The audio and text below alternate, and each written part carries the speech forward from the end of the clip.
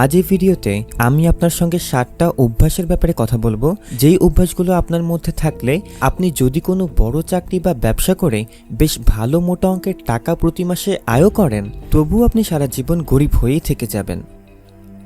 Number 1, do not have a budgeting system that is always updated. আপনি যদি monthly budget প্ল্যানই না করেন, তাহলে আপনার কত টাকা রোজগার হচ্ছে, কত টাকা খরচ হচ্ছে আর কত টাকা সঞ্চয় হচ্ছে তা জানবেনই বা কী করে। বাজেট ছাড়া আপনার পক্ষে ফিনান্সিয়াল গোল অ্যাচিভ করা কঠিন হয়ে দাঁড়াবে।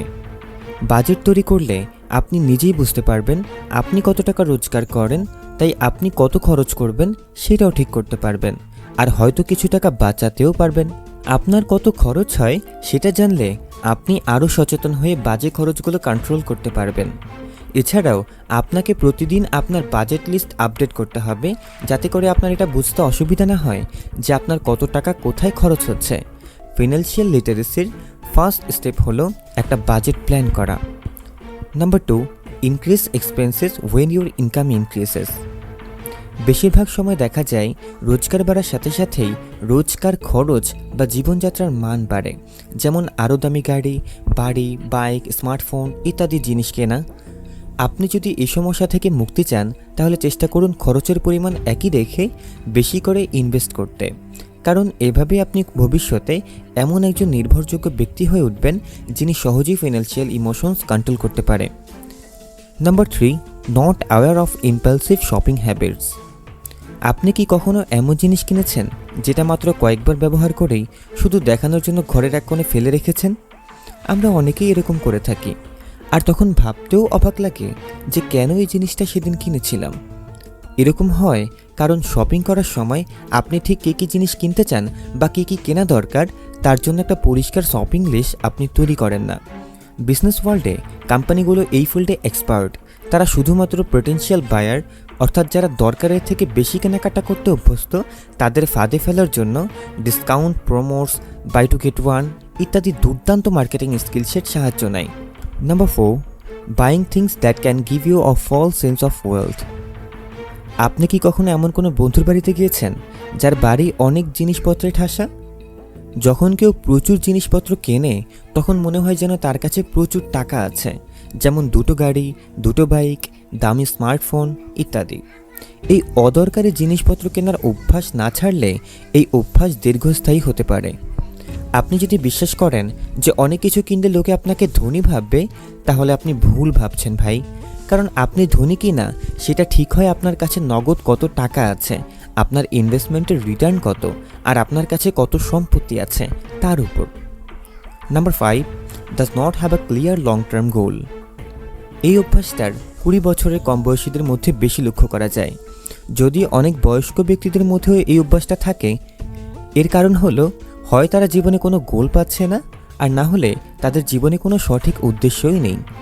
আপনার যদি নিজের পার্সোনাল ফাইন্যান্স নিয়ে কোনো স্ট্রং আর অ্যাম্বিশিয়াস গোলস না থাকে, তাহলে টাকা পয়সা নিয়ে আপনি কেয়ারলেস হয়ে পড়বেন, এটাই স্বাভাবিক।